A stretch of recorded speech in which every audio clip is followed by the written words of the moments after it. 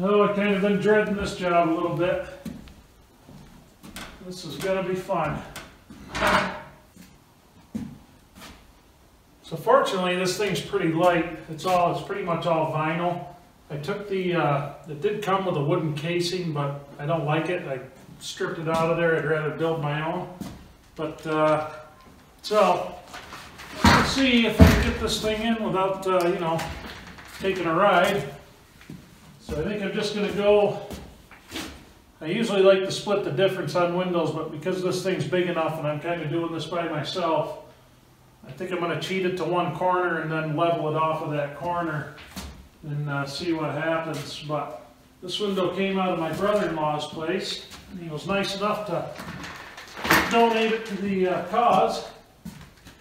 So, let's see. I think what I'm going to try to do is get it out and then drop it down a little bit and pull it back in. I don't want to be leaning my weight out of this thing. When something goes south,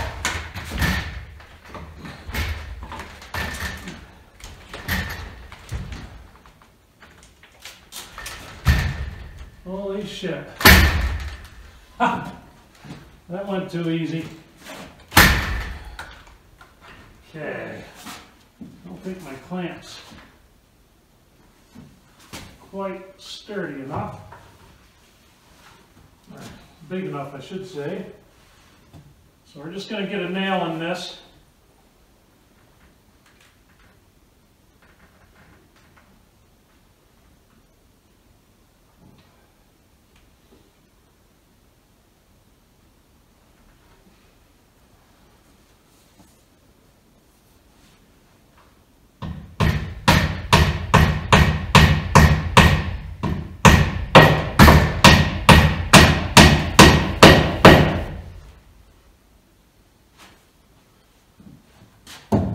Okay, let's see what we get. I think I'll just use the square.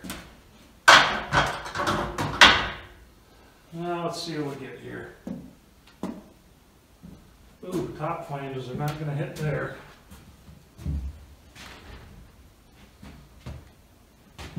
Let's see what we got. Yeah, I know I'm talking to myself, talking to you guys. So you know the frame sat so damn long, there's nothing exactly level or square anymore. So it makes this kind of stuff fun. I prefer to call it custom carpentry, you know what I mean? Oh, let's see.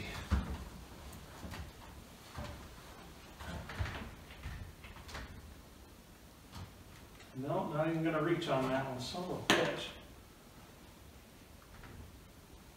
Let's see what we get here.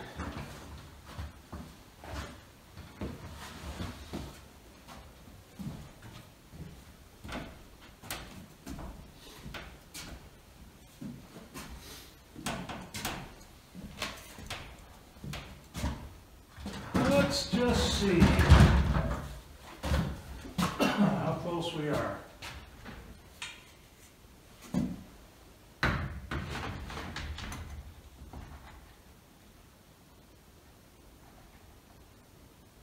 Well, that works out. This side's got to come up.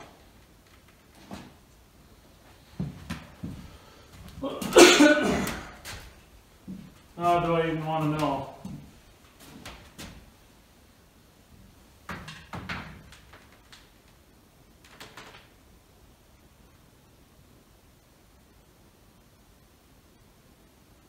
Well, that's really good there. I think what I'll do, I'll get one more nail on this side because that's beautifully level, and then we'll just level up, shim it up there a little bit.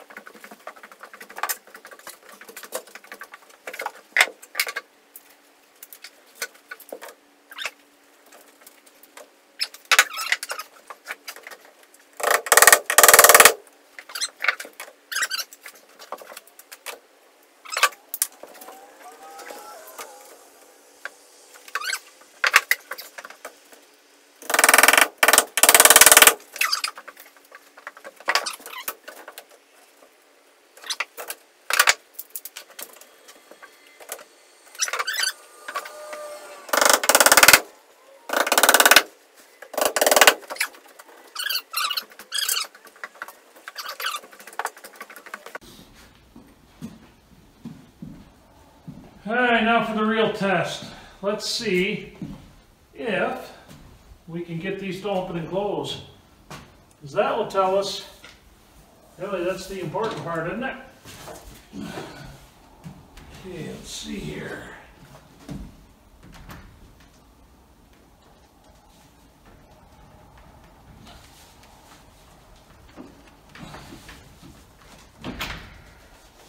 Let's see.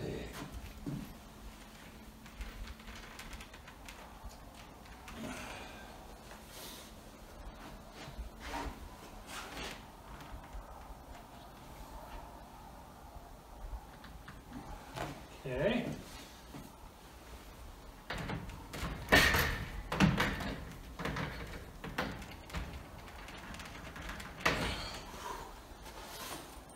This is different.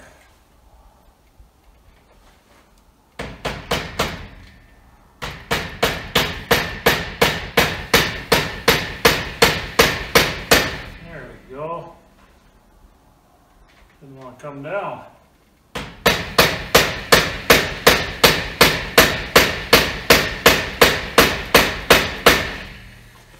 Let's see what happens now.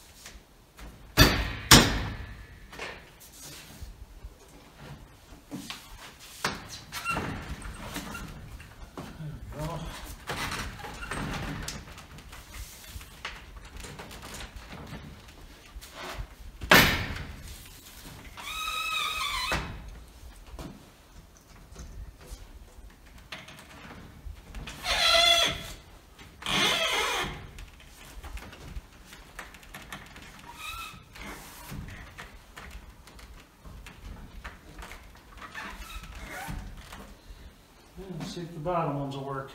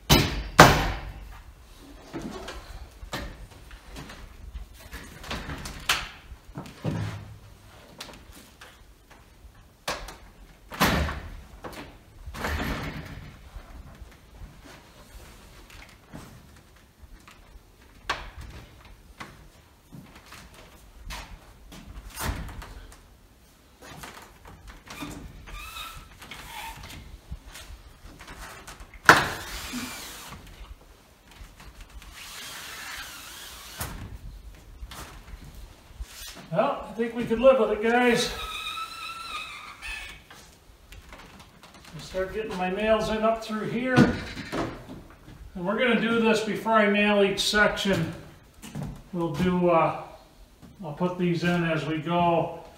I don't want to leave them up top and have the damn things flop out on me because that top's not nailed yet. But I think that will work. I guess now it's time to make some room. Always making room around here.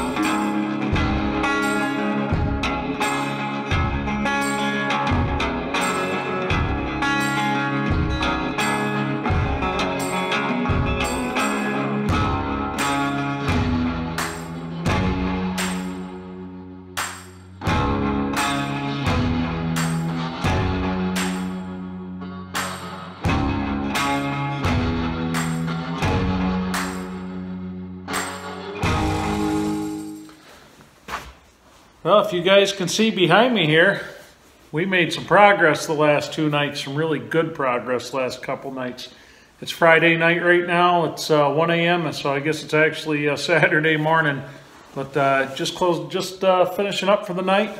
Got a little section left on this gable end to do, about 9 feet worth to cover up. And then we have 25 feet of this eave wall to do. I'm going to try to... I've actually got to close off the downstairs eave wall first. You guys have seen those tarps that have been on there for the last year that are just totally destroyed by the weather. But got to get that done before I can finish this eave wall here.